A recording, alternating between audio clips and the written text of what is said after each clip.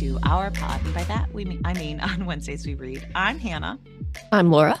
And we are two best friends who do a deep dive into a new book series, one book at a time. Right now, we are ba-dum-bum in the year of the Dresden. And I am Year fumbling of the through this Dresden. because we usually don't record in the mornings and it is before noon. So Isn't this even considered morning anymore? I don't know. It's 11. It's It's 11 mid-morning. o'clock.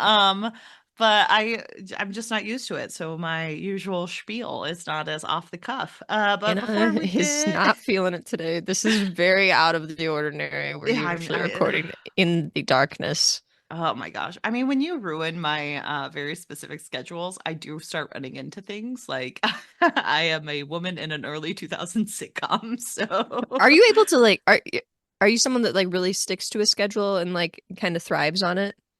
I am someone who really likes a good schedule where because like my brain, it's harder for me to keep up with habits once I lose them.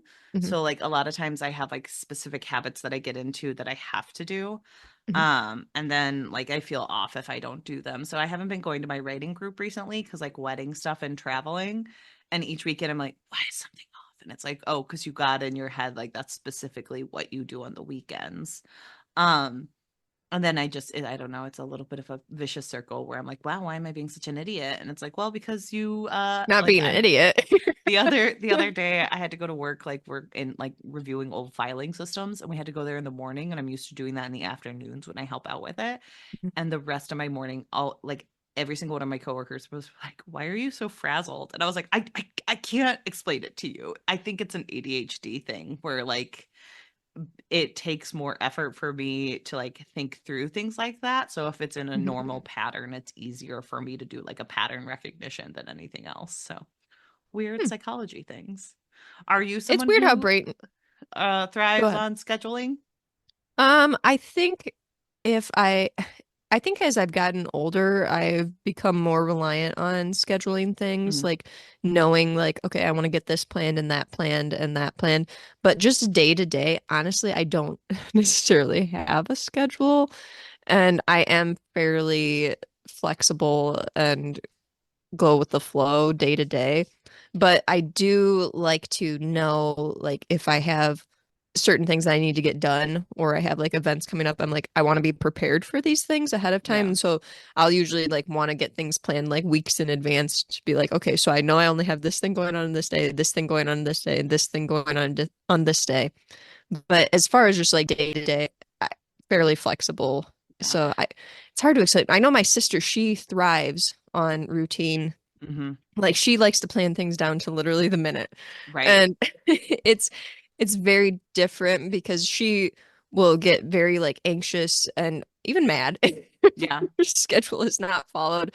And I feel like I'm not like that at all, but I do think like I like to just for the like peace of mind Hmm. that I know that I'm taking care of all the things that I need to take care of. I do like to kind of plan out a little bit like ahead of time, especially if I have because I have like multiple jobs and stuff that I'm doing. So I like to kind of plan out things around those to make sure that I'm dedicating enough time to be able to get things done for these jobs. So, Yeah. Mine is hard. It's definitely an ADHD thing because like if I don't do things a certain way, then I can't remember what I'm supposed to be doing. Like it's like a pattern recognition at the end of the day. And that's why like I remember growing up, I used to like have sobbing fits with how forgetful I was. And as I grew older and I realized like, oh, you probably have ADHD and like, researched it a little bit more. It was usually around times where my schedule was getting shifted. So usually I was forgetting items like on the bus around the time like new class schedules came out at our university. So like it was harder for me to remember things. So I'd like drop things on the bus or miss a class or do things because they were like outside of the norm and outside of what I had like learned. mhm, mhm. So it's also like, oh, that's just the way that my family. And I remember I used to cry to my dad, and he was like, "This is just the way all the women in our family are." And I'm like, "Oh, we all have undiagnosed ADHD. Awesome!" Like, that would have been very helpful growing up to realize, like, it's not you. It's so like I actually overcompensate because I've learned how bad it can be if I'm not scheduling things. Like at work this week, I messed up because something was on my schedule and I just didn't see it. And so I didn't Mhm. do what I was supposed to do. and like there was no excuse for it other than like I didn't see it on my schedule, so now I have to start like having calendar reminders send me emails for things like that that are in my calendar, Hmm. because if I miss one thing it's not a big deal, but those I can't miss. So it's always like Sure. teaching myself how to overcorrect so that things don't happen to me, because sometimes like it doesn't compute, so it's a struggle. Do you think that like the type of learner you are plays into any of your scheduling abilities at all, or Yeah, probably. because I'm a very much an audio learner. I had a high school teacher tell me this, obviously, when I was in high school, and because I was like furiously trying to take notes and I wasn't like retaining the info that well. And she was like, I would like you to just sit there and listen and not take any notes. And then we'll see how you do on this quiz. And I did better on Yeah. it. And so I've also always just kind of been someone, I was like this in college too, where we would learn about assignments and all I would have to do is just like hear the person say, yeah, we have a test on Wednesday at 3. And I would just remember it. I don't know why I am like that, but I would just remember it. And I could write it down also, but that would not like click with my brain because I would not ever look at that planner or calendar again. But I would remember that we have a test on Wednesday at 3.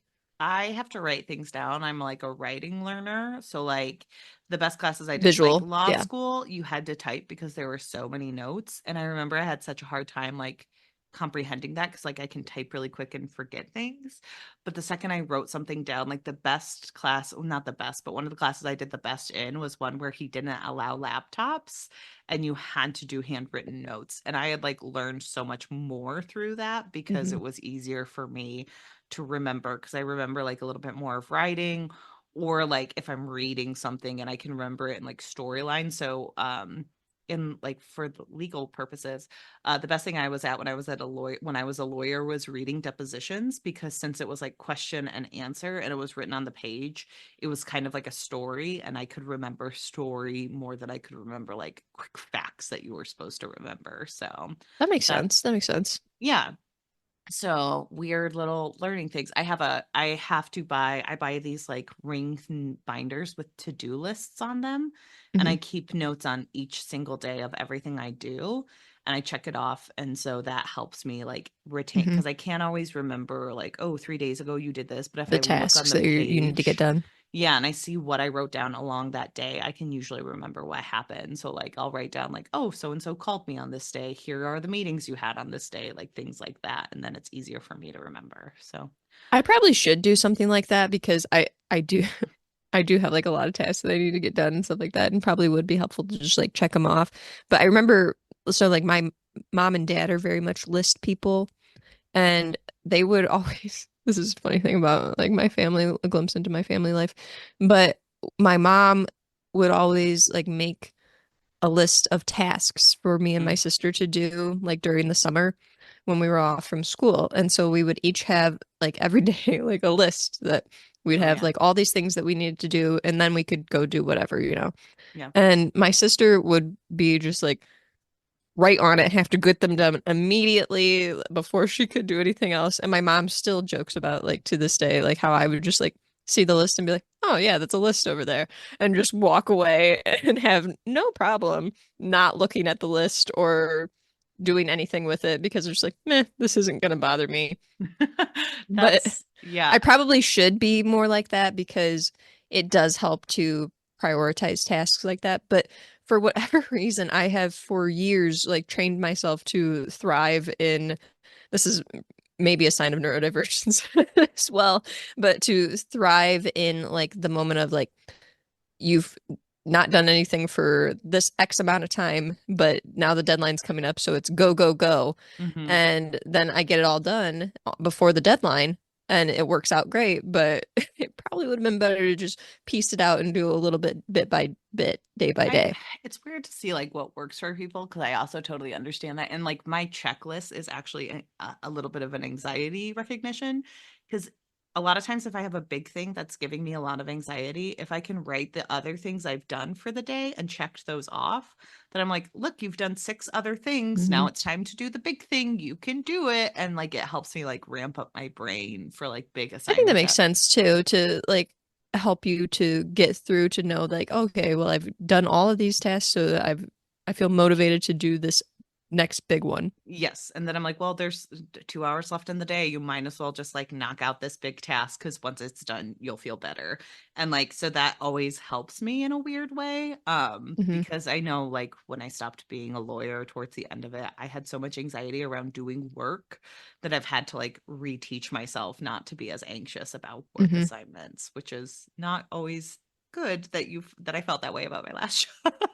But, Sure. Yeah. you know, it's hard because then you get weird anxiety things. Like I think for a while after I left the legal sphere, like your panic doesn't go away just because you got rid of the thing that makes you panic. It goes into other Hmm. things. And you and I had Yeah.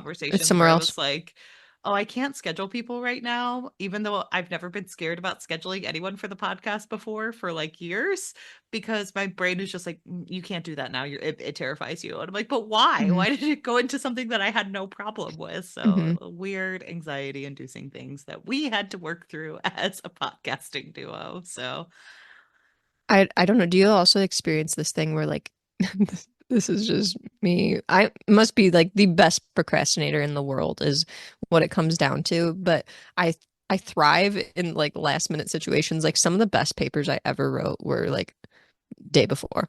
But my mom is cringing listening to this.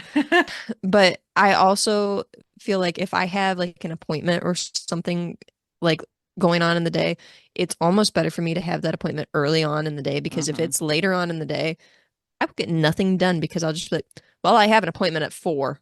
Yep. So gotta prep for that. Like, prep for that? What do you mean? It's 8 o'clock. You've got hours before dang appointment. I always get worried that like I'm gonna be late for something. So I'm like, well, I have to think about this for the next 5 hours because then I might Mhm. be late. And it's like, what are you talking about? You live 10 minutes And you away. weirdly can't Like, focus. It's like, that's bizarre. Like, why do you yeah, care so much about this, Laura? Come on. I don't I know. also do a thing where, like, you were mentioning, like, help having the list kind of helps you build up to the next task. I am very much like a treat rewarded person. Like, I need treat Mhm. rewards. Yeah. So, like, I'll tell myself, like, oh, I can listen to an audiobook while I do this. And I have to have like a fun audiobook or one that I'm really engaged in and be like, you know what? I can listen to that while I'm working. And then I want to be working if I Yeah. can listen to that. Or I'll be like, if you get through this thing, then you can go have some M&Ms or like something. But literally, it works for me. And I don't know why I can just like in my brain tell myself that and it'll work. But I'm almost like treating myself like a toddler, but it I works. mean, hey, sometimes you got to treat yourself. I feel like adults don't treat themselves enough like toddlers sometimes, where it's like, I You know don't know what? why I can't get anything done. It's like, well, treat I yourself a little bit like a toddler and you'll be better. Like, come on. I also think too though like the shift to so being self-employed is different Mm, and also like the atmosphere that I'm in for work is trickier where it's like I'm very much interrupted throughout the day that yeah. you can never complete a task it seems because you're getting interrupted by customers and I didn't really have that at my previous work. Yeah. So it was a big adjustment. And I think that that has also kind of contributed to some of my procrastination a little bit, where it's like, oh, well, I was talking to somebody and I was working because I'm helping a customer. It's like, no, we weren't doing anything. We were just chatting about dogs or whatever it was that the customer wanted to chat about, you know? So it's like, okay. I do think that there isn't enough like said about because like we live in a capitalistic American nightmare where people still think that you need like 8 hours of the day to do work without recognizing that like no, a lot of that way back when was idle chit chat Yeah. and like doing a lot of like paperwork stuff that we no longer have to do because we Mhm. have computerized systems, but for some reason we're like, well, then you just have to do more. And then you're using way more brain space than we were like 15 to 20 years ago. And why are we doing all of that? Like that always drives me nuts where Mhm. I've had people in jobs be like, well, you were leaving like 10 minutes early. And I'm like, I don't chit chat during the day. I sit down and I do 8 to 9 hours of work and then I leave. So, yeah, if I leave 10 minutes early, I still got 9 hours of work done. What are Mhm. you talking about? Like, and it's just different. So, Yeah. yeah. I think that it's interesting too that you bring that up because it's like I I feel like the way that we have our business is very old school because like Yeah. literally two employees and it's me and my husband and we are in a small town. We have to do all the aspects of the work ourselves. Yeah. And so, like, we're the ones doing the bookkeeping, we're the ones doing the service that we provide, and we're also the ones selling the products that we Mm-hmm. provide, and we're also the ones that have to deal with the customers. So Yep. it's like you have to take on all aspects of the business, and Mm-hmm.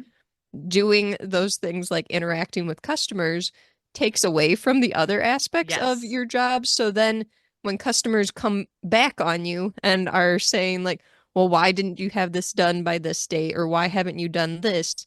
It's a little frustrating because it's like we have trained our society to think that all of these things should be done, but we don't realize that not every business has the capability to Right. do all of these things Mm-hmm. anymore. And some are some people I think assume that every business, like a small business, is like Walmart, like a huge corporation that you have Right. all these people in the back that are doing things. It's like, nope, it's just us. If one of us is sick, guess what happens for the rest of the week? Not much. Yeah, exactly. So it's interesting. It's funny though, I've Well, had customers that like come in and they've said, well, I was talking to some girl on the phone and she said, and I'm like, that was me. And they're like shocked. mhm. It's like, there's only two of us here. I'm the only girl. So And you're yes, it like, was and me. I know exactly what I said. Yes. So I remember that talking to you, Bill. Like, that is like our yeah. It's so weird when you work in a smaller department. Like the department I work in my job is like rather small. So a lot of times people will try to like get one over on my boss by saying I said something, and she's it's like like, no. Hannah. She's like Hannah tells me everything, and I do. And sometimes she's BCC'd on emails just so she knows what I told someone. Mm-hmm. That's wise. I'm just like, yeah, because if she needs to find it, like she can pull it up and see exactly what I said, exactly what I said it, because Yep. I am not about that life. I am going to tattle on you so hard to my boss so she knows exactly what's going on. Tattle on Like, you. um, We don't so, tattle enough as right? adults. There's not enough tattling I happening. also will tattle on myself though. Like I will be the first person to be like, "Hey, I messed up." And you know it's Oh, harder I to always do, tattle on myself in that way. right? Like I think people don't tattle enough on themselves and they always want to like hide when they make a mistake. And I'm like, Dude, I'm gonna tell I'm you quick because to own like up to it.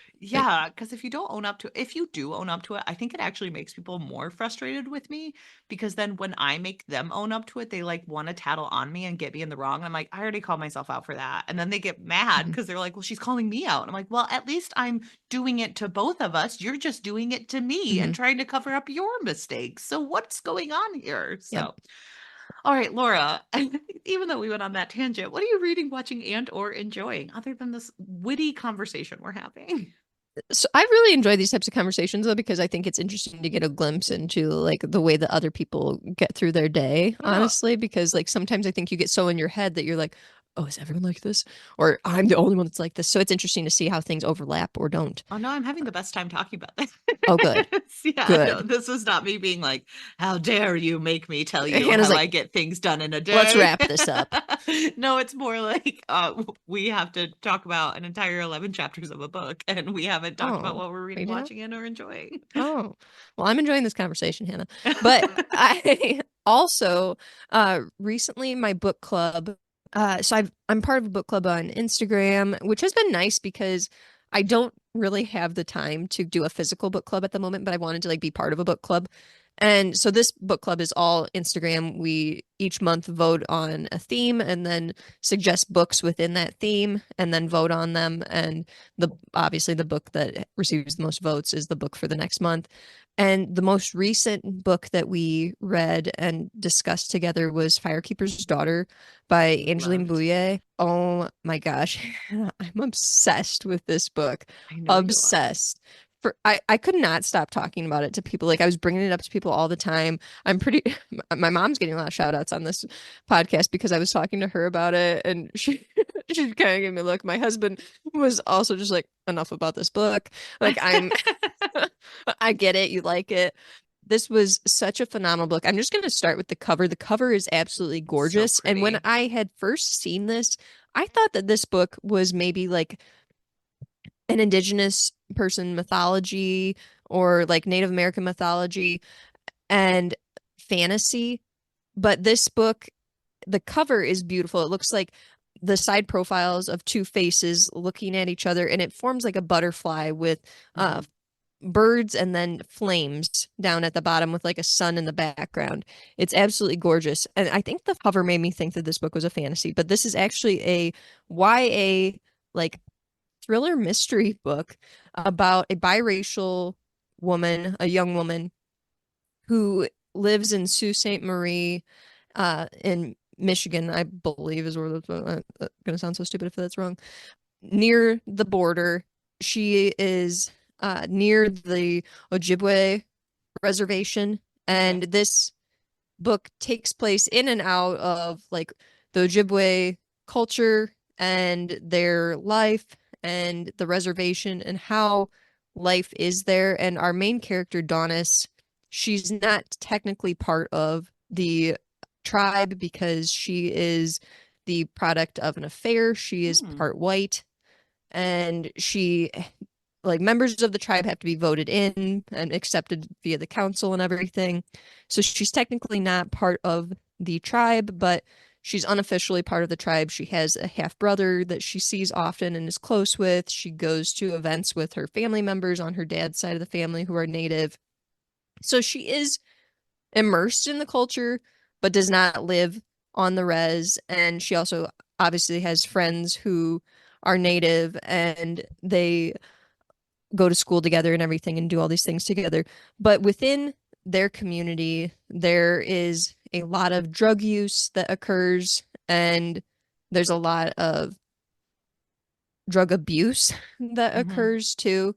And Donis is struggling to figure out where she belongs in her spot within the tribe. And then she witnesses something like really shocking and devastating to her personally, which also seems to tie back into a personal tragedy within her mom's side of the family. And so she ends up going and becoming part of an investigation to figure out what happened and to see how these events are connected. And it is the most perfectly told book that I have read in a long time. Like, this is an excellent example of YA because it may be one of the best YA books that I have read ever, but Okay. it it's just fantastic in the way that this mystery unfolds, in the way that we see Donis grow and how she is able to feel for the people in her community and want better for them and cares about them and has so much compassion for them and also just wants to help them so much and help them to grow and recognizes that there are flaws and mistakes within her culture and her community as well Yeah. and how their community is not being supported in the way that it needs to be and how they have been continually kept down and torn apart by other people. Yeah. And it's a fascinating book. I love the way that like science is woven into the story as well because Donis wants to become a medical professional. I believe it's a doctor, and she wants to incorporate like native medicinal properties and beliefs into her work as an MD when Okay. she's older and come back to help native people in her community, which is really cool. But I love the way that science is woven into this because she talks about like different muscle groups and stuff when she's working out. She talks about different types of enzymes and all these different things. So Interesting. there's all these tidbits of things that are thrown in that are little sciencey bits that are cool for YA, like cool for high school students. I think really what is fascinating is the glimpses of native culture that we get and the Ojibwe culture that we get in this because I learned quite a few things. Like I didn't know some of these things about Right. the Ojibwe tribe and about native culture, res life. So that was really fascinating to get a glimpse into this. Obviously, this is not the be all end all of information about Read more books, guys. reservation life. Yeah, read more books about native people. But I thought that this book was so excellently written and just the thrill and the mystery of it all just played out so well and was tied together so nicely that I don't know that I've read a book like a thriller mystery that I've enjoyed this much in years Oh, because good. this one was just so good. And it being a YA book, I think says a lot because thrillers and mysteries really for me have been hard to hit the right spot, but this one really just did it. And I listened to the audiobook, which was, I think it was Isabelle Starr LeBlanc. Yes, Isabella Starr LeBlanc was the narrator. Phenomenal narration of this Good. book. I loved it. And I was trying hard to just like follow along with like the group as we were like saying, "Oh, read through this chapter for this week, and then the next week we'll discuss this chapter." It was really hard for me because I was enjoying the book so much. You were just like, nope, we got to do it all in one go. Yeah, and I just wanted to keep listening, and I was like putting off other books that I needed to listen to, such as the Dresden Files, because I Mhm. was just like, I want to keep listening to Firekeeper's Daughter. It was so, so good. I would highly recommend it to anyone because I just feel that it's such a good representation of YA books, of thriller mysteries, and of just female protagonists and Yeah. the situations that young women have to go through because there's a lot there too. But I also just really think that it's an excellent portrayal of a young woman who is biracial and in a native culture. So I absolutely loved it. I'm definitely going to check out the other works of this author because I thought this was just so, so, so, so good. It's on my list of things to read, and I It's a know new that you favorite. loved it. I also love that like it looks at science because I feel like there aren't a Yeah. ton of YAs that are like, oh, this isn't someone who's obsessed with reading. It's like obsessed Well, with like muscle groups and and science, it and I don't makes think, sense because as we learn more about like native cultures and everything, we learn that a lot of their culture is based in nature and science hmm, and is very much like I feel like there's very much a tendency to think that native cultures are just extremely religious and there's no like basis in the things that they believe, you know. I think there's this stereotype of that yeah, that we've created in media that it's all like, oh, well, it's just, you know, a religious thought or whatever. But it's not true. There's very much a system and methods for things that are based in fact and science and tradition that hmm. native peoples have incorporated into their lives for the longest time and very present within this book. I know you're going to mention Braiding Sweetgrass. I know that's where this is coming. I see the look on your face. Well, I was Uh, wondering if you had finished that because I can't remember if you read it or not. That's I actually where haven't this read was it going. yet. Okay, I was like, has I she haven't read read it that? yet. Because I couldn't remember. I remember I read it because it took me months I and months own and it. months, but like it's so I own it. good. You It's told me just to also listen to the audiobook in conjunction yes. with reading the physical book. Oh God, it's So so I'm good. going to consider doing that. Okay. But yeah, I do think though that the way that this book incorporates science is very much true to native cultures in the way that they are connected to nature and to science and also to their belief systems and the way that they believe in supporting other life forms along with themselves, if that Yeah. makes sense, if that's the right way to say it, but more of feeling a connection between the earth and ourselves and developing that rather than stomping it out, you know? Right. So I really thought that it made sense for the science to be included there and for Donis to want to be in Yeah. a STEM field because that just Makes really made sense. a lot of sense. Right. Also, I've been like my husband is very into regenerative ag. It's Yes. an interest of his, and so he watches a lot of YouTube videos of people talking about different practices and things they should do. A lot of these people have incorporated a lot of techniques and are bringing in a lot of like indigenous people to talk about their experiences and their culture and how they farm and Mhm. how they are involved in agriculture and involved in different farming practices. And it's fascinating and it works. And they've been doing it for literally thousands and thousands of Right. years.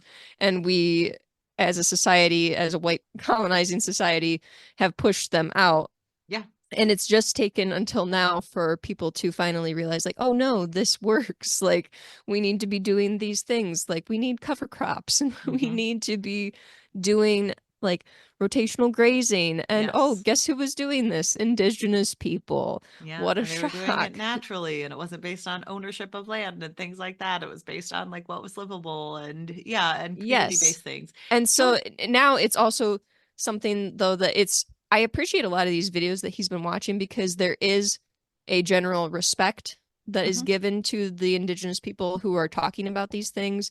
And also it seems like the people who are participating in these talks are a lot of white people who are mhm. trying to move forward and implement these practices in their own farming operations, but they seem to be willing to give back to those communities as well, which I don't know for sure if this is happening, but there seems to be an openness to that Right. and a flow of communication that I feel like I haven't seen before. And I just really appreciate that kind of thing.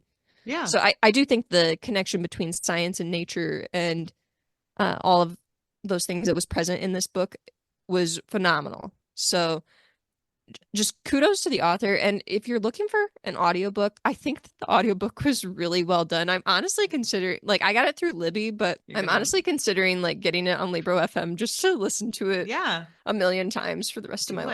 life. I love it. That's great. That's So like good. But I think there's another book in the series too. I don't know if they're tied or not, or if it's just like within the same world. universe type thing.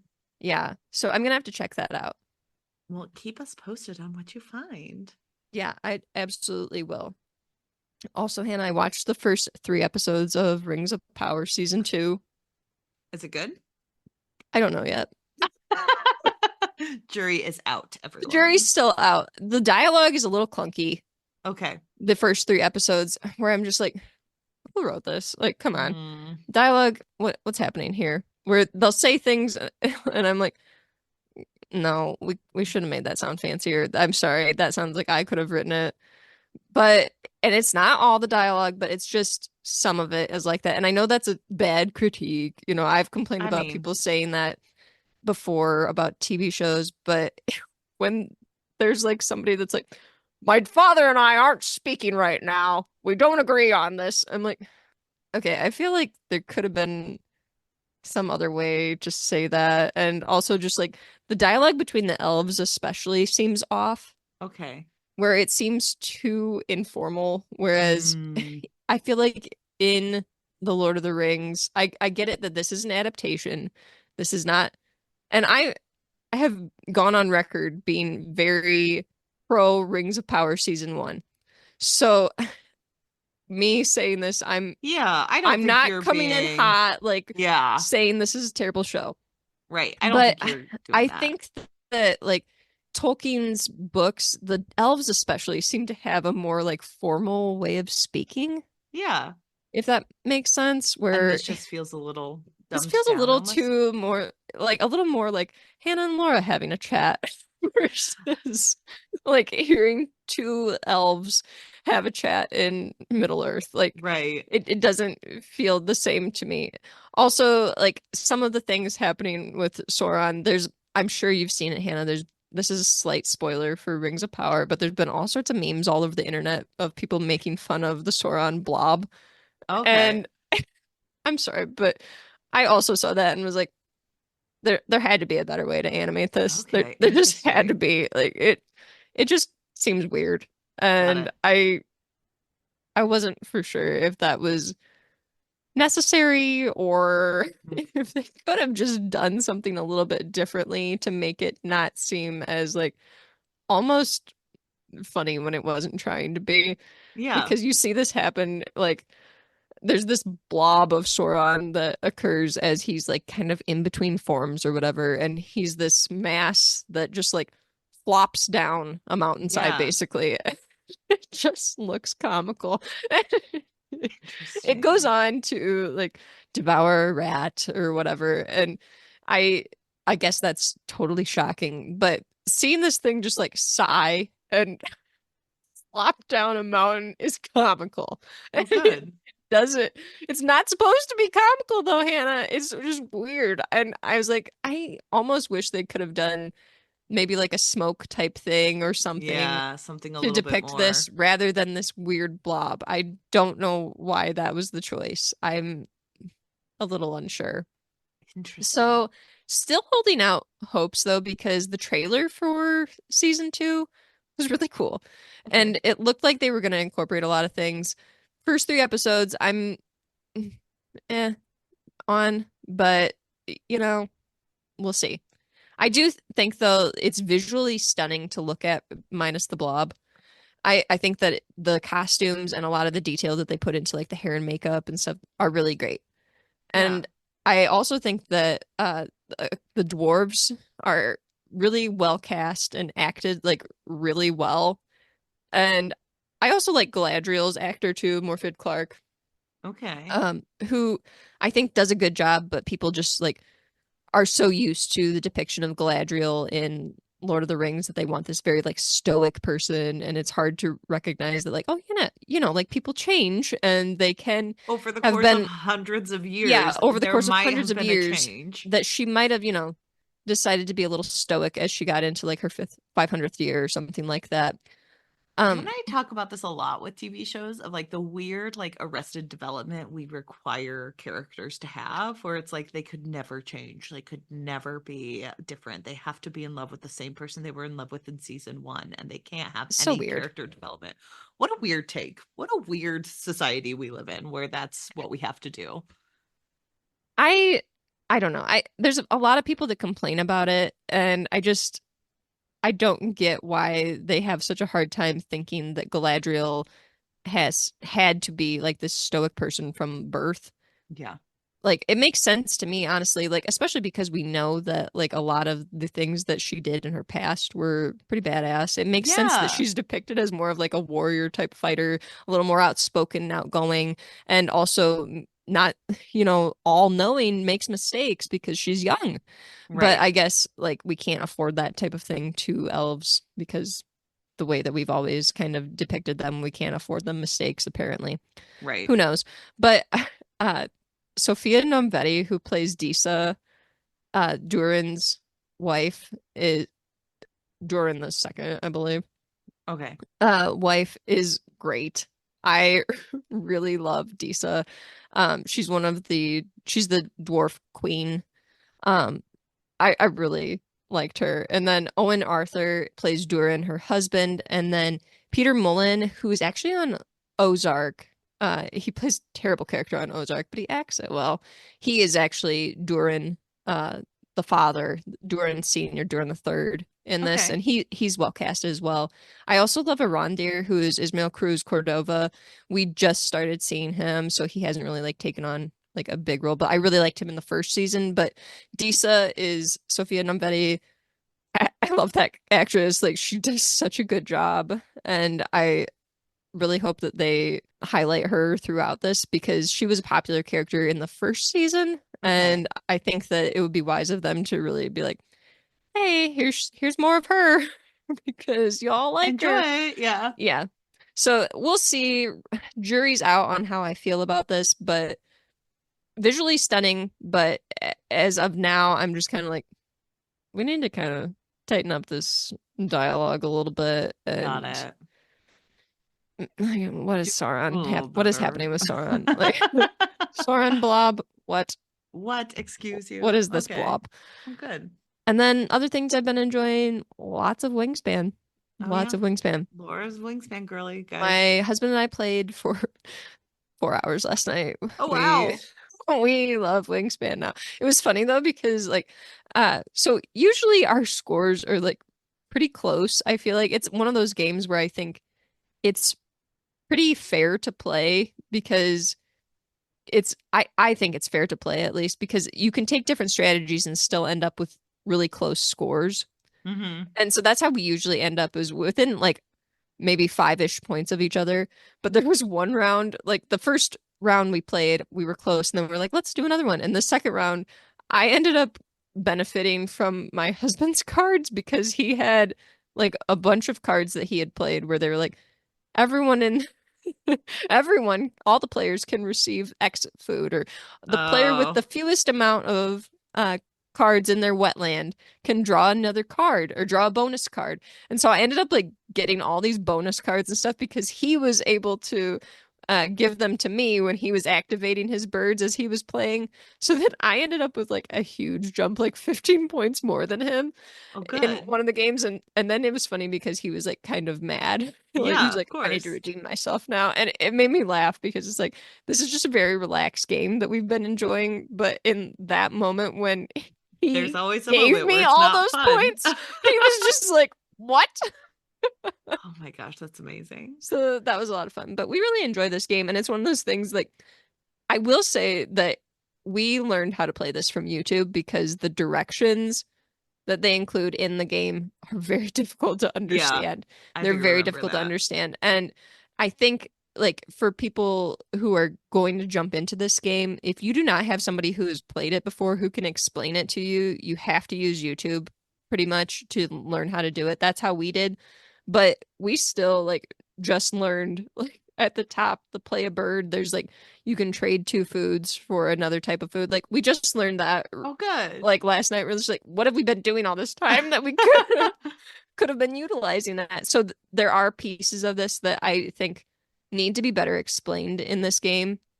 And I'm That's sure fair. this isn't the situation. I'm sure this is the situation for a lot of games like this where they're complicated and fun games, but they need to like dumb down the directions even more or Right. make them clearer. I don't know that they need to dumb them down, but maybe make them a little more clear because I know that when there's so many things going on and so many different symbols and stuff like that, there's not a lot of it that it's like deliberately explained and you're kind of Mhm. piecing together things a little bit. That's So fair.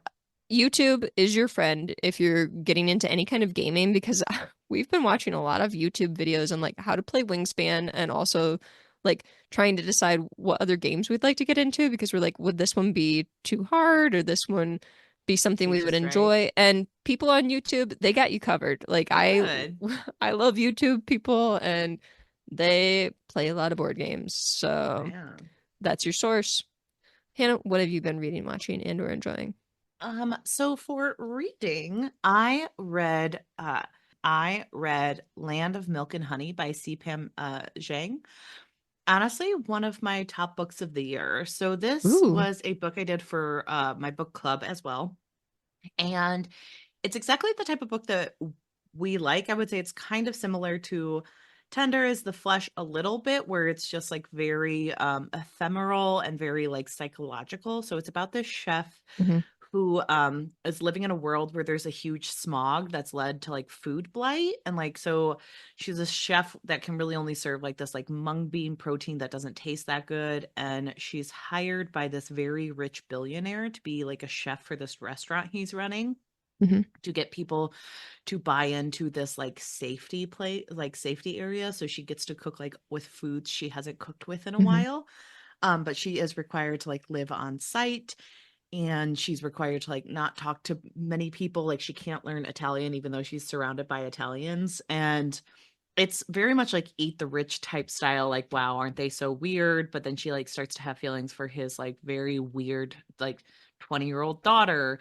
And it's just it's a very bizarre novel. It's hard to describe the plot of it because I think it's more like psychological on like what she's kind of Hmm. doing, the type of food she's working with, and the fact that like she starts working there and she can't eat any of the food she's making because like her body Okay. literally can't recognize the tastes anymore, Oh and it wow. all tastes like gross to her. And then she slowly kind of like starts buying into this and he pays her to do a bunch of like just weird enigmatic stuff. And I Hmm. really enjoyed this novel. I thought it was really interesting Okay. and it took wild turns. And I don't know, it's like a very visceral novel and it's exactly up my alley, which is like weird psychological stuff where you're like, whoa, what's happening? Hmm. Hmm. And so I enjoyed it a lot. I think it's definitely one of my favorites of the year. So highly recommend if you're into that type of writing. I also recently finished The Outsider by Stephen King. I know that Oh you have yeah. read this novel Hmm. and I've been Yeah, I kind of read that talking one a few about years it. ago. I liked it. I thought it was, I mean, it's a straightforward Stephen King novel. Yeah. I wouldn't say. I will tell you guys a very funny story of the fact that I thought this was just going to be like one of his detective novels with a little bit of like fantasy thrown in. And Boy, It about a was third of the not. novel, third way through, it's like, what were you thinking? No. It's not that. So I was reading it. This week our lights suddenly went off. I was baking Hmm. something and all the lights went off. And when I was reading The Outsider in my car to charge up my phone before I went to bed, and I had to go get my fiance to come get me because I was Got like really so into freaked out. it. I got like really into it. It was really scary, and all the lights in the neighborhood were off. And I had to like call Paul and be like, "Could you come to the door so I could like walk into the house with someone?" like, That's funny that was because that scary. which is like it's not that scary, but it's spooky. And the like I live like on a street with like there's like wildlife around us and things like that. Hmm. And so I was like, it's a little too spooky for me to like walk into. And once he was on the phone with me, I was like, I think I could walk in by myself. I just needed to talk to another human Sure. being and not just like sit in silence. But I thought it was pretty good. I thought the ending went on for a little bit too long. Like I think sometimes Stephen King in King his can older go age, off he goes on off and things, and it's just like, why do we care? he loves a lot of like wrap up conversations at the end of a novel where I'm like, what? Unnecessary. You don't need this. You're Stephen King. Like, I don't need to know I that will these say people. though, I feel like that was kind of the case with The Stand too, where it just kind Yeah. of went on too long, and that's not one of his newer ones. No, that's true. Maybe it's just a Kingism where I he think just it's kind of just him. drags stuff out where he's like, well, we have to let you know that this Mhm. is all resolved. And I'm like, I didn't need to know that. We trust you. Actually, I trust you. You resolved it. It's fine. Like you could just end it Hmm. after the final battle. Like we're good. I don't Hmm. need to continue because like I All was good. like finishing it up at night and I was like, I'm kind of done. Like I'm done with Hmm. this novel. I didn't need to read the last two chapters. Yeah, Like, so that makes total sense. overall good book. I can't wait to watch the TV show with you at some point. Yeah, But it'll be interesting because I haven't read that in so long. I remember that being extremely gory. yeah, it was really gory. And just like I don't know, it was very weird. It's one of his it was published in 2018, so I like think there's I read it in definitely 2018. Yeah. And I liked it because I also like I had read the you haven't read the trilogy that came before this, so you hadn't been Mm-mm. introduced to Holly Gibney before Nope, this nope. book. And I had read those first. So it was nice to like come back to her and like see her. But also I've really jumped around in the way that I've read King. I know I was gonna say like what a weird one for you to jump in on because like I mean, that she wasn't the had first one I read, but no. But like for Holly Gibney, because like she's like hmm. mourning the loss of like someone who's in the prior novels, and it's a Hmm. lot. Like I'm like, oh, she's talking about him a lot. So Laura reading this and being like, sure, I guess, like super into that old detective, and I it's mean, it's listed as like, Holly Gibney #1. yeah. So it is the first of her series. The other ones Hmm. were about the man that she's like, small spoiler, she's mourning because he like Hmm. died of like cancer. He's alive in the other books. He's totally fine in the other books. So this is like another offshoot. But I'm like, what a weird time to be like, oh, this other person. And I'm like, yeah, there were three books about him. So people who are reading this one, it's like kind of like a fan service almost, but Hmm. not the same. So it was just very funny to me to read and think about that. But I thought the supernatural elements of this book worked. I thought it was interesting. I feel like I don't know, it's always weird to read King as time goes on because sometimes it doesn't certain choices of his don't age well, You and you and know, I've there's talked a about this a lot. lot. Yeah, there's a lot that I could say to just like continue to rant about Stephen King because I feel like he's one of those authors that really flies under the radar in terms of like the things that he's able to put into his books, and people just let it go in terms of like, oh, he's Stephen King and it's art. And it's like, Yeah. but a lot of these things I don't know if he should write and are harmful. That's And he's kind of getting away with it because he is who he is and has a lot of privilege, he's and because people are he's willing to just be like, liberal and you know he's Yeah, in on like how the racism is bad in his novels and it's like well yeah. yeah And it's like, he's in on the like but the it's white still inappropriate though, racists right? but he's still using like Native American culture Hmm. and or like And Hispanic racial culture. slurs a lot Yeah. in his dialogue for his characters. So I Yeah, don't I know. don't know. I think he gets away with a lot because he's like, There's well, also we a know lot of they're bad brutality of guys. women Yeah. Oh, that yeah. occurs and a lot of sexism too. And a lot of And the women are a little bit hysterical and like yeah, really, yeah, I don't I love haven't that. read any Stephen King honestly in quite a while because it was like one of those things where I was like having this quote unquote awakening. And I, like Stephen King is actually one of the authors that kind of helped me get back into reading. That was actually a For Patreon episode I want to do with you, is books that got us back into reading. I thought that would be hmm fun. Sorry. yeah. A little plug for our Patreon. We might be doing that soon. But yeah, Stephen King was one of the authors who kind of got me back into reading because like when I was in college, I read some books, but not a lot. And then like for a period of time after I graduated college, I wasn't really reading too much. And so when I first started going to the library, there was a lot of Stephen King there. And Yeah. so and when it was like that or just like I wasn't really that into like some of the older romances, those type of things. I wasn't really much of a romance reader at the time. So I was like, yeah, I'll just read some Stephen King. And I was just reading a lot of Stephen King. So I I do credit Stephen King with kind of getting me back into reading as a hobby. But at Yeah. the same time, I kind of stopped reading him because as I was reading more and other books, I was kind of discovering like, oh, I don't know if I like all of the things that are happening here. And I feel like Stephen King is often kind of held up on this pedestal of like, he's so fantastic and can write in all these genres. True. But at the same time, you can be an excellent author and still write really problematic things. And I think that should also be recognized. I think it's hard. So, He was also someone who got me back into reading. I read his Dark Tower series when I was getting back into reading, and I really enjoyed those books. But I do think it's hard because I do think most of the times he knows that those characters are villainous who are doing those things. Like he's never writing a character where it's like, oh, the person who's using a bunch of racial slurs is good. But there is also that side of like, but you are a very privileged white man, and should you be writing characters like yeah. that? Kind of like what you're saying. And a lot of the women characters in his novels are hysterical stereotypes. And then he has Hmm. like a plethora of different men who are all like old, rough around the edges guys, Hmm. and that can be problematic. So I wanted to read The Outsiders. I've owned it for a long time because I was such a fan of the Hmm. Mr. Mercedes series. And I really wanted to read it. Like, oh, I've been wanting to read this book for so long. And The Outsider is a chunk of a book too. It Like it is is. thick. So I'm not mad that I read this book, but I think sometimes with his books, sometimes you can definitely feel the the pain of being an adult person in 2024 reading a Stephen King novel. I So, do want to say that this is maybe one of the ones that kind of stopped me on oh Stephen King. That really? this may have been like towards my stopping point on him because I noticed that I rated it 3 stars and I was like, I wonder if this is when I was just kind of like, we're gonna be done for a while, Stephen. Yeah. Like we're gonna take a break. Again, I don't know. I'm a little bit of both minds because like he does I don't think it was a bad book. I'm not no. saying that. I think it's different though, because again, like I think he writes these characters, but it makes me feel less bad because like Quentin Tarantino writes similar things, but he always does himself as the self-insert Hmm. character saying the N-word. And I'm like, well, Stephen King isn't Yeah. doing that, like, or he isn't Yeah. saying like I feel like it's less problematic with Stephen King than it is with Quentin Tarantino because I it's oh, usually absolutely. a There's villainous obviously person. more problematic people. Yeah. But I do think, though, that Stephen King, kind of as like one of the highest profile authors out there today, Yeah.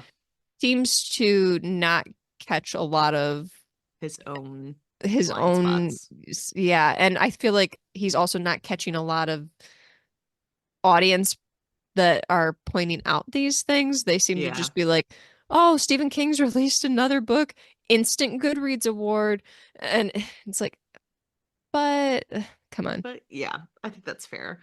Um, Whereas so we are quick to point out other authors who maybe aren't as prolific or have as much standing, point out flaws in their works yeah, too, which kind of bugs me a little bit. So I think that's fair. That's fair I'll stop with criticism. that. No, I don't think that there's anything wrong with pointing that out or having that And opinion. this I is think some, that that's I very own good. several Stephen King books. I like Stephen King's work, and I agree that he can write in a lot of genres. He's very talented. But he's also a 76-year-old man. So who was born in 1947 or yeah, 1947. I guess I So didn't realize he was that old. He's getting up yeah, there. he's 76. Okay, well then. He Yikes. can take it. Yeah. He's fine. He's fine, guys. But and then for enjoying, I have been binging Kevin Can F Himself that I've recently been got. wanting to watch it. It was on Netflix now. Yes, it's on Netflix now, and everyone's been watching it. I started watching it. I didn't realize, like, the second I hit Netflix, it like popped up, and I was like, "Oh, I'm gonna watch that." And so I started it, and then like all of TikTok started like Yeah. rampaging about this. So I am very much enjoying this series. I think it's incredibly well written, and I think it's doing something with the style that like has not been I done was in a going to long mention time. that I've seen people talking about like the camera work that is present in this show and how emotional and like connected it is to the characters' scenes and Mhm. like their feelings. And I think that that's something that is really And it's very poignant appropriate. because we grew up with shows like this. Like Hmm. the entire premise of Kevin Can F Himself, if you are It's kind of like unaware, a if you play on live King under of a rock, Queens, it's a play on King of Queens, or the like the offshoot of Everybody King of Loves Queens, Raymond. the like Hmm. Kevin Can Wait, which is Hmm. what kind of inspired this. Was there was a TV show that came out, Kevin Can Wait, after King of Queens ended, and in it they have the oh, what's his name, Kevin James was a Kevin star, James, yeah. but what He had happened in like that one, he had a wife in that, wife. and uh, they wrote her out of the They killed show, her in the killed her, show so they could because bring in Leah Remini because his fan old love service and interest. also because the two of them had such a rapport and chemistry with each other Mhm.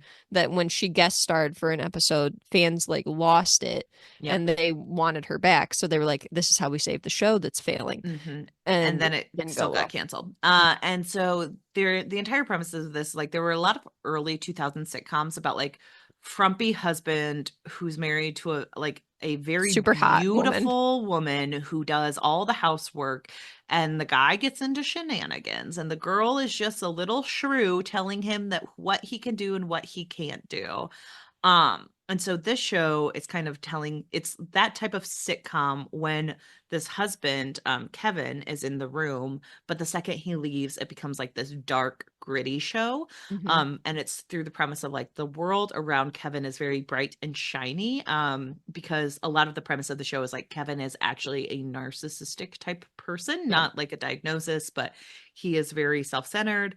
Um, and there is a lot of discussion about the fact that this is likely how he sees his own life, Hmm. but in reality, he is likely abusing his wife, and it's just not Hmm. seen through that, which I think is very astute for how abusers Yep. see themselves.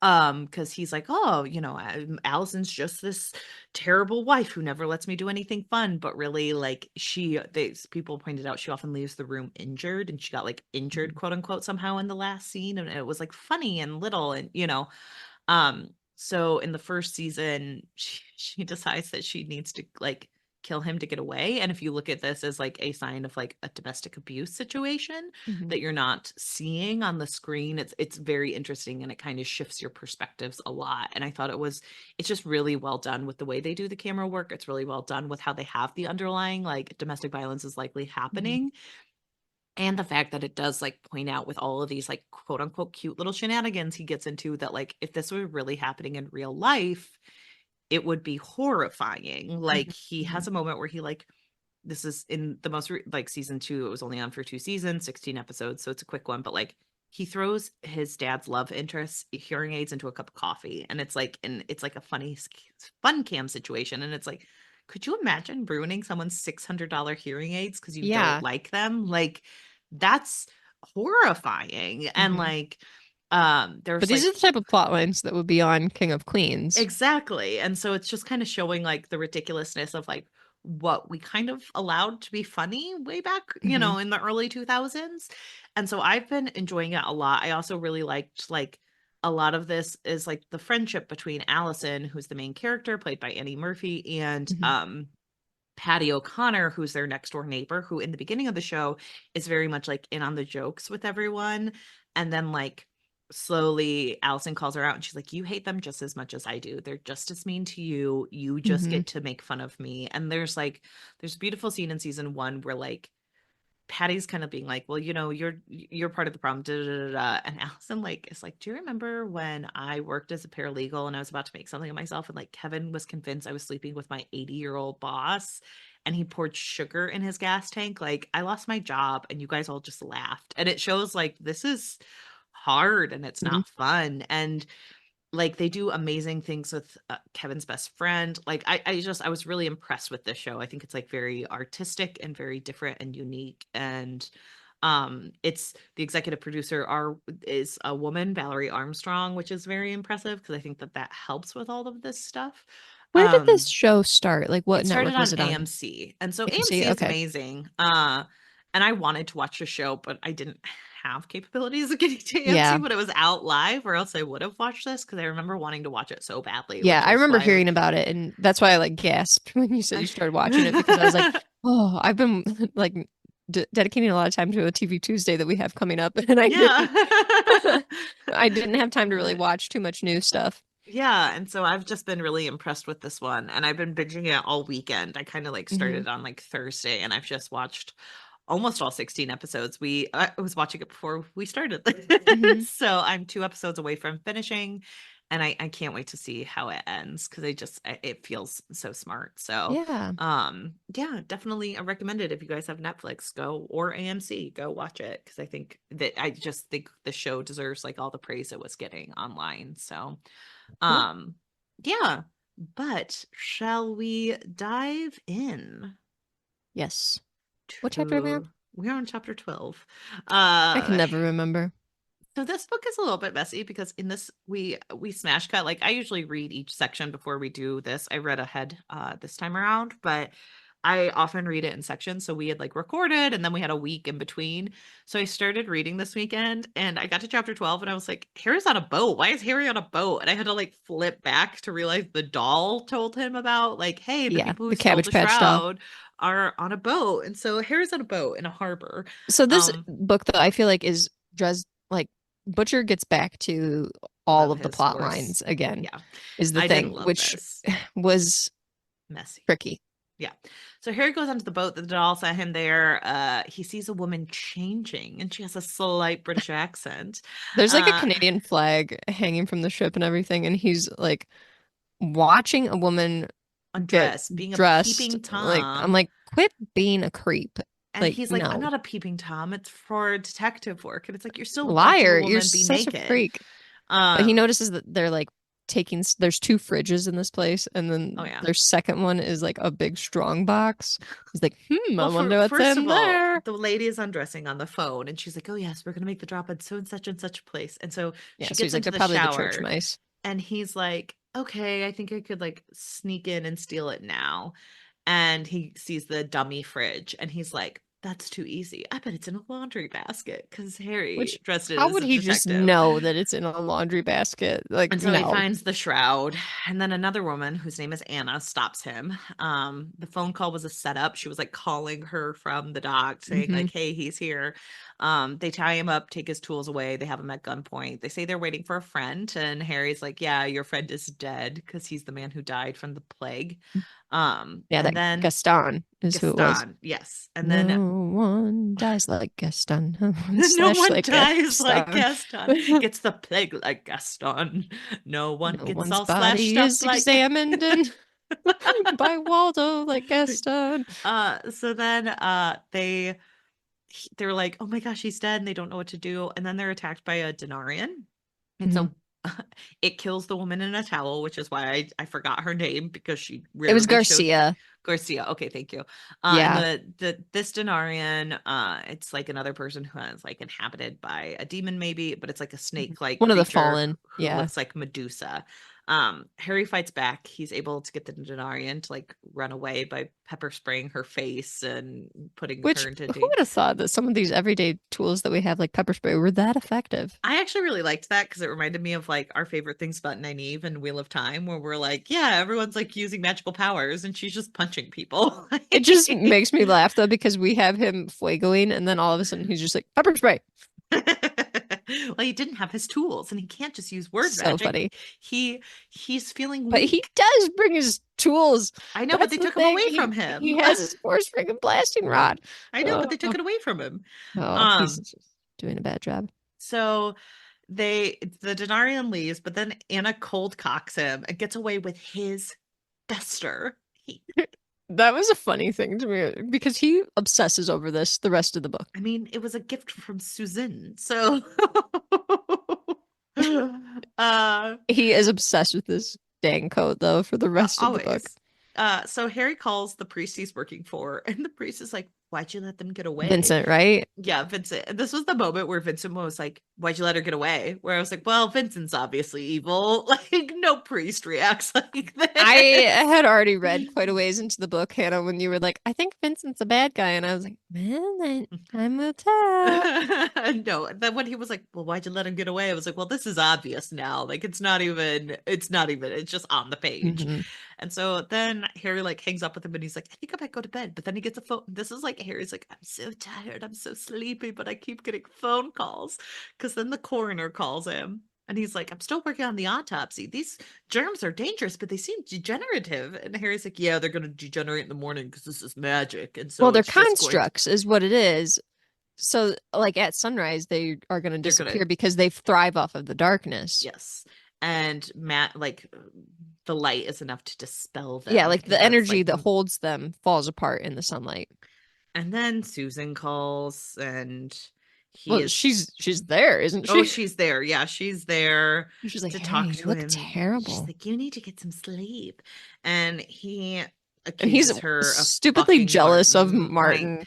even though he has said a million times, like, "I know they're not together. I know I'm being ridiculous." And then Just he's like, "You stop guys are caring about together." Martin. And she's like, "No, I've never even kissed Martin. We're just working together. Like, he's helping me out with some stuff." She's like, I don't like Um, Martin. she's like, I can't say I'm in love with you, but of course. Uh, and Never so given Martin a naked jacket, so and so Harry's like, "Well, you're here to tell me bad news, aren't you?" And she's like, "Well, I didn't want to leave it like this." And he's like, "Well, you could have." And she's saying that she has to do a lot more work. She's still working hard. She's still the Susan we know. She just can't work for the paper anymore because she's found something bigger. well, And she's he's like, taking a job down in Central America or South America. I can't remember which one it is. And so she's like, we have to call it quits. And Harry is like all anxious about this because of something like Murphy had said to him previously about like, that's not good news if you "Well," guys she have to says, "no one talk. ever sits you down to have a good talk, Harry." Yeah, so then Harry's like all paranoid about it, and he's just like, this is gonna be the worst. Oh. And she's pretty So much like, "Well, we've been broken up for practically a year, I and know, you're I feel not like coming with the me. way So, that like," she handles it is fairly mature, but what do I know? right. And she like tells him, like, "I love you, but like we're just at an impasse." And I'm like, "No, this sounds And like two also, like, 26-year-olds she's with got a different lot jobs." going on. Right. Like, this is so wild to me where Harry is the most self-centered person in the world because she's being an adult. Like, "Hey, we're both 27. We're not getting any younger. And this She's like, seems we're like not getting any untenable." younger. We haven't really been hanging out for like a year because I've been in South America. And also, like, I'm dealing with this thing because I'm like a half vampire, which has been a little bit of a wild ride. So it's been taking a lot of my time. But then she immediately is like, "Well, I'll help run down some leads for you while you get some sleep because it seems like you're like burning the candle at both ends." Shocking that she is willing to continue to like help him.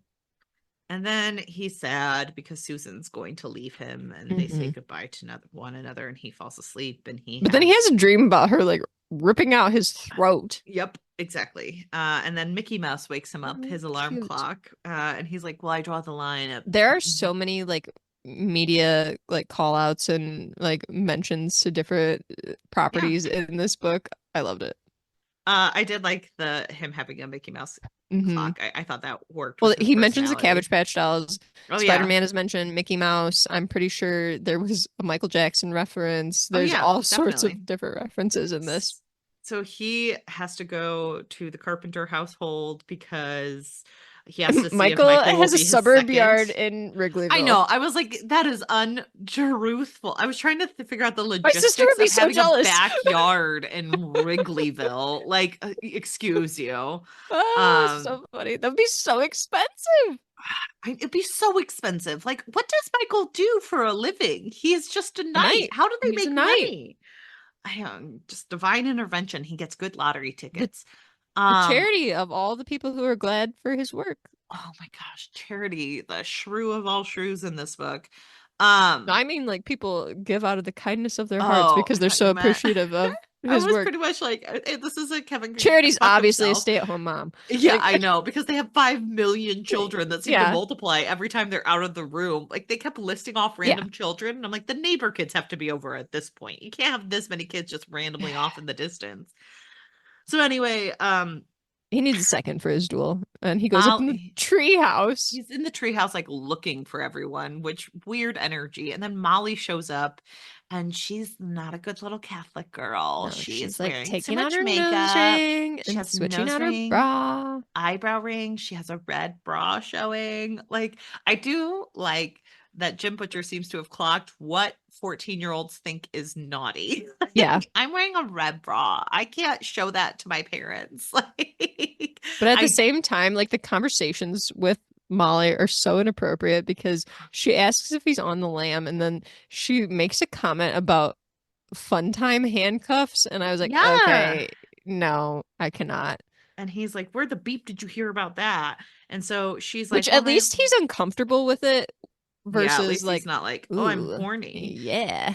Like, Ew." ew. And so she's like, "Well, my mom's out doing errands, and this is her errands day." And they're talking about sex and how he and Susan are no longer a hot ticket item. And And it's Molly has like all these keys too. So she yeah, like she has like unhooks the handcuff keys. cuffs and like random. And it's weird that she asks about sex also, though. I was just like, why? Like, You're 14. That's too don't be young. asking this man about like if his There are girlfriend, also who's a vampire, ties him up. Like, stop. There are also so many Coke mentions in this book where Oh, like yeah. everyone's drinking Coke constantly. This is Yeah. obviously the early 2000s where Charity gets Brought to home you and she's by like, Coca-Cola. "Help me unload the car." And we have Shiro there, but Michael and I forget the other man's name. They are off and Sonia. Sonia. They are off in St. Louis hunting down some hot ticket items. Yeah. And so Harry's like, "Well, I needed the second." And Shiro's like, "Would Michael have done it for I'll you?" do it because I'll do I'm going it. to lay down my life because obviously I was just going to be in this for one book because I'm a token Asian man. Yep. I was looking, so I've been listening to the audiobook, and the audiobook cover is so freaking offensive, Laura, where it's Oh like no. a little like it's like an Asian person walking off in the Oh, it distance is? dressed. Yeah. Mine was Um, not like that. Let me see if I can pull it up and you can see it. Because I was looking at it, I was like, is that what I think it is? And I'm like, yeah, I'm pretty sure it is. Well, that's really bad. You I can do hate the way that you Marsters can does the voice. Oh you no, can that's a kind of different cover than what I had. yeah, like he is like in stereotypical, I guess Like maybe it's samurai not wear. you know what I thought it was, but now it just looks like Harry Dresden in a duster, so maybe I'm the racist. Oh. Well, I will say though that the depiction in the audiobook of Shiro, not not great. great. Well, and like Harry talks to Charity at this time, and Charity makes good points where she's like, every Hmm. time my husband's with you, he gets hurt and he just tries to sacrifice himself. And I'm like, but also that sounds like an issue with your husband and you should leave him. Like, what's going on that you Well, and like? Harry's like, "Why Yes, didn't you get rid of me?" And she's like, "Even though I don't like you, I'm not gonna like give up on give up on my values to like keep you away, and it's not gonna stop my husband." And I'm like, "Mm, but he I know. ditched you at the hospital to go be with Harry." Okay. Yeah, exactly. And so Harry has a moment where he and Jiro are kind of talking about things. And Harry also has like a reflective moment where he's like, well, Ortega's going to try to take me out no matter what. I can't Hmm. trust him, but I'm in a little bit of a pickle. Then he talks to Murph. We find out that Murph has been kicked off the case and she's on vacation Hmm. because they found out, CPD found out that the coroner like marked the death as like pretty much mystical and they don't trust him. That it's annoying because it's like, I don't know. They're they're just trying to pull a Waldo Butters thing where they're just like, "Oh, well, we need actual proof and you don't have it." Right. And so they kind of talk about like finding some stuff up in Canada. It's just them being like, And like this is us Rudolph doing. is trying to be a Oh yeah. D-bag too because he's gunning for Murphy's job. And of So, course, everyone like on the SI team is great. They're just people who had a little bit of bad luck, except for Rudy, who's evil and slept with the hmm. wrong city councilor's person, which is how he got pushed on this. Um, and so Susan comes up and she's like, I've actually been doing your detective work for you.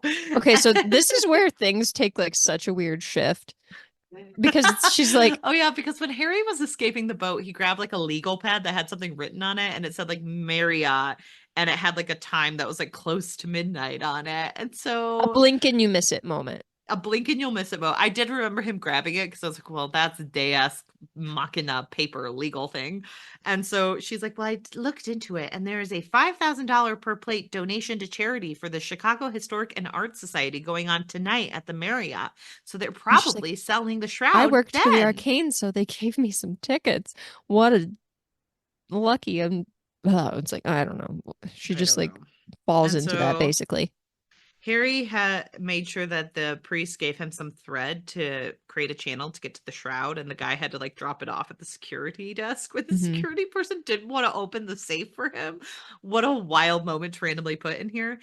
But then Harry goes to meet Ortega at McNally's Tavern to discuss the final Well, specifics of the he takes duel. Shiro with him. Yeah, and they all sit down. This part was also a little bit of a mess for me because, This was like, right, we have all of this area, honestly, because it's like it's not cohesive. it's Where not we cohesive and it doesn't make sense. So, like, we got like a page and a half describing a bar we've been in before a yes, lot. And then and Ortega, trying to explain to us like, oh, magical people come here, blah blah blah. I'm like, okay, we get it, and why are we going through this again?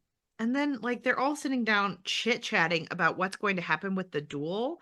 And Harry, like Shiro at one point was like, the best duel is when you don't have to fight. So Harry's like, yeah, I'll try it out. Ortega, do you just want to not fight? And Ortega's like, no, we have to do this. You killed one of our own. You killed one of our like high court people.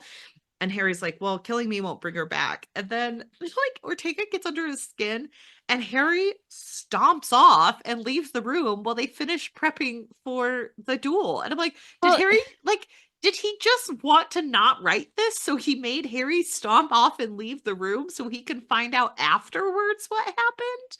It makes no it's sense. all kind of a mess because basically they get there and Shiro's like trying to convince Harry like you could call it off if both parties agree to call it off. We can call it off. It'll be good. You should try to do that. And Harry is kind of like, okay, we could do that. And he goes in, and there's basically just like a lot of magical people there. And Kincaid comes too as Ivy's proxy because she can't come because she's a child and has to go to bed early, apparently. Oh I yeah. hate the back and forth between this where it's like either make her a 7-year old, a Or make hilarious her thing, or make her someone who is actually to be taken seriously because she holds all the world's knowledge because this I is didn't stupid. mind her going to bed as a 7-year-old because they were like, yeah, she still has a 7-year-old body, you idiot. But I did mind I just like think it's dumb. I like that's fair. I don't know. It she was could just take a nap during the day. Like I don't know. I just don't buy it, I guess. It doesn't make sense in a fantasy world. Like why do we have to play by the rules of bedtime when this is somebody who's literally containing all the world's knowledge and apparently has the minds of all of the people before her and whatever. But anyways, so oh, and then Thomas is Ortega's second, and I think that is like something that kind of sets things off too, because basically it's supposed to be a slap in the face to Ortega that he had asked Thomas's father to be his second, and he turned him down and was like, you know what, we're gonna have take my Thomas reject do it. son. And so then they basically can't convince Ortega because he's like, I need to kill Harry to end Well, this all. He thinks that that's the only way to end all of this. And so then Harry gets mad basically and kind of leaves because they were also, like, we if we just take you into custody and make you a vampire, well, this could all end. And so then he's like, no.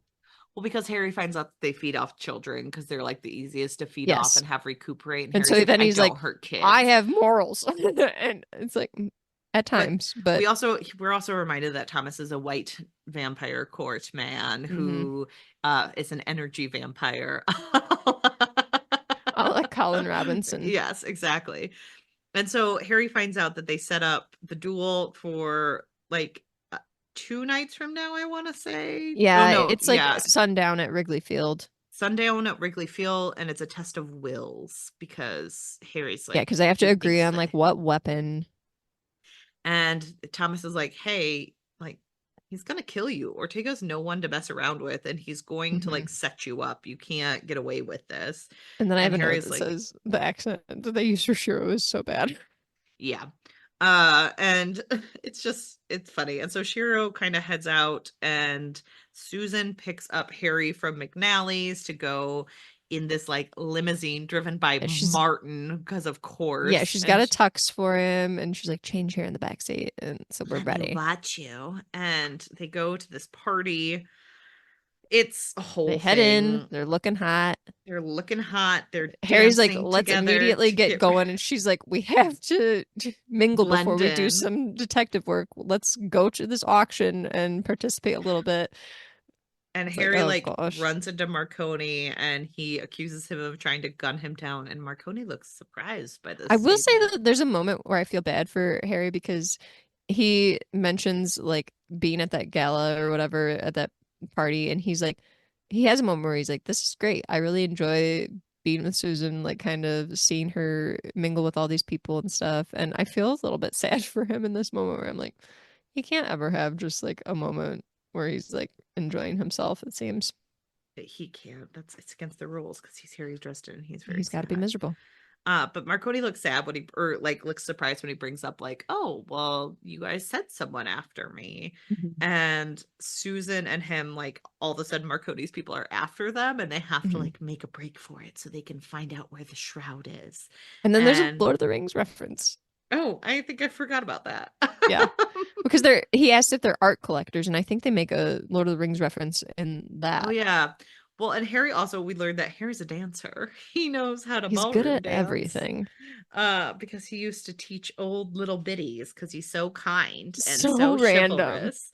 And so they head out, they go down into the Marriott building to find out where the shroud is, with Harry using a magic duck. Like he Hmm. makes a little duck to take him there with the thread. And they find it like in this old laundry room, or they find like where it Yeah. could be in the old laundry room, and the duck leads him to an air vent, and Yeah. Harry makes an aliens reference where he's like, I've watched aliens, I know to be careful in air Hmm. duct. And he crawls through it to where Anna is hiding, trying Belmont. trying to make a deal with Marconi. She kind of has him over the barrel where she's like, look, I'm ready to cut and run, my partner's dead, like I need an extra Yeah. million because this just became way too complicated.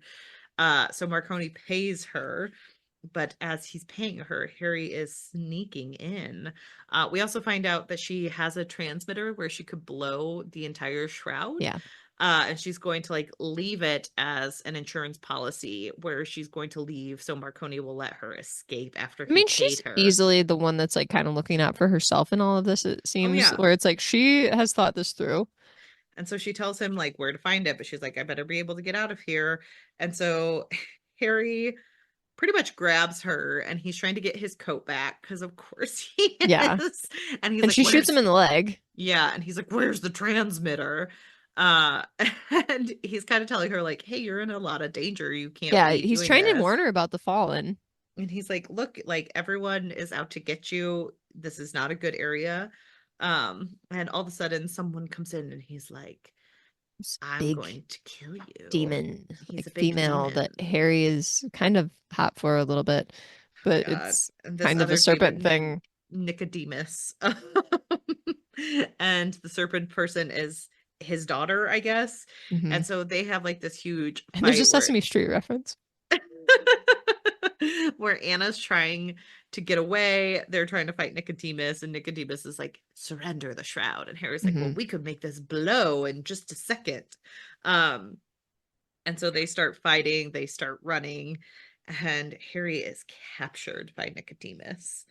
Uh, Well, like as they're fighting though, like Susan is now like an oh excellent yeah. fighter, Harry mentions, and so she starts fighting with the fallen, and like the hotel's being evacuated, and Harry starts feeling like this weird energy and like snakes around Susan, and then he has like this big moment of rage and hits the snake guy, and then Susan is able to like counter help Harry counteract a spell, and these snakes explode. And then he looks at her, and she's like covered in wounds and blood, but she has these tattoo designs Mhm. all over her that he notices, and he's like, and her eyes have changed. It's no longer the Susan that I knew. uh but she like Nicodemus takes Harry, he wakes him up, and Harry's being like covered in water so that his Hmm. magic is disrupted. Yep. And during this time, Nicodemus is talking to Harry and being like, "Wow, you're Margaret's youngest," and he's like, "My mother's name is." Yeah, of course. You said Like, what? You he whispered that goes, too "Oh, quietly. sorry." He goes, "My mother's name is Margaret." I'm like, "Yeah, obviously, Harry." Like, but he's like, "How does he know my mom? All these people know my mom. I do not understand." Um, and so he was like, "Youngest. I thought I was the only child." And Yeah. we are reminded that his So dad now we know that was a there's magician. more. And so there are more people. He doesn't know who he's He has a talking bigger about. family than he thought. And Family so reunion to Harry's come. trying to keep Nicodemus talking. He wants to figure out what he And he knows. even like makes a comment about like, and this is the part where I do the big monologue, isn't it? And it's like, oh gosh, even the And author's he's pointing like, it out. "I'm in on the joke. I'm not going to tell you anything." But he still lets some things slip about the Hmm. shroud and trying to get it. And Nicodemus tries to tempt Harry, saying, "I'll let you go if you just take one of these coins," and it's the coins of the fallen. So Harry Hmm. is being tempted, Yep. just like the knights promised he would. But Harry's like, "No, I'm not going to do that." And so Well, and then we Nicodemus, find out that like that Medusa was actually his daughter, Deirdre. yeah, yeah, his daughter, and she's also in an incestuous relationship with Nicodemus Hmm. because, of course, she is. Why not? And so she's like, "Do you need a silver bowl for this, father?" And he's like, "No, it's fine. I'm just gonna kill him like I want to." And Deirdre wants to kill Dresden herself because he's beat him up. But he's not gonna let him. He's going to kill him instead. But all of a sudden, but bump, Shiro is there. Of And course he is. Shiro is like, "Look, I will trade places with Harry for 24 Well, hours he if fights you." for a little bit, but Oh then yeah, he he does. he fights for a little bit, and this was confusing to me because it was like he was really kicking ass, and then all of a sudden Harry's like being ridiculous and singing the underdog song Yeah, he and making a lot of comments making a lot that of quips. that I won't lie, I laughed during these portions until Shiro's just like, Harry, shut up. And so then it's weird because they're trying to like make a trade, and he's like, I'll trade you Dresden for your daughter, and he's like, no. And then Shiro's offers to trade himself for 24 hours, and this is when we're like, aha, yes, so he'll be dead. So, yeah. Yeah, And Shiro then says that it's courage, and he asks Harry to like get behind him, and Shiro gives him his sword. And Harry's like a little reluctant to do that because he's like, what happened when I had Michael's sword? That was a bad deal. And then yeah, there's chaos, and Harry has to like run and hobble away. right. So Harry runs and he says, "I lost all respect for myself," as Shiro stays behind. Um, and he says he hates himself for doing it. And that is the end of the second third of this novel. And Harry's at a down two point. That thirds. happens a lot in the two-thirds point. Like we always Yeah. get two-thirds and we're always like, yeah, Harry's in his down point. Where this is a quick three-act I feel like structure. each chapter though ends in a way that you can like stop either like on a cliffhanger-ish That's type true. moment. Or a So, quip. hmm Talk about frying pans and fires. yeah, we have those moments where it's either like, well, I knew where I had to go next, or it's like I was running away This with one is a a little bit stump of a messier leg. for me. I'm And not enjoying it as much as I did the last book. the It's last just, one was so good, and I think this one starts to do the butcher thing of trying to tie too many things in. yeah, I think there's way too many things tied in. But I guess we'll find out next week Hmm. when we finish the last Yep. third of the novel. So join us then, everyone. And in the interim, make sure you're rating, reviewing, and subscribing. That is a great way to get people to learn more about us or just tell a friend. You can also Sharing follow really us helps. on all the social media platforms at OWWR Pod. You should also be joining our Discord where we like to Yay. chat about episodes and what we're reading, watching, and or enjoying even more. So please Hmm. run over there, Because believe it especially or if you not, Hannah and I enjoy and read so many things that we can't even talk about it all. So not all of it, man. talk about We're it over there on Discord with us. exactly. And tell us what Or you're watching. join us on Patreon where we have Yeah. bonus content for everyone. We have $1, $3, $5, and $10 programs. So make sure you're joining and following us there. Thank you all for joining us again this week. Yeah, We thanks for hope you listening. enjoyed. Bye. Bye.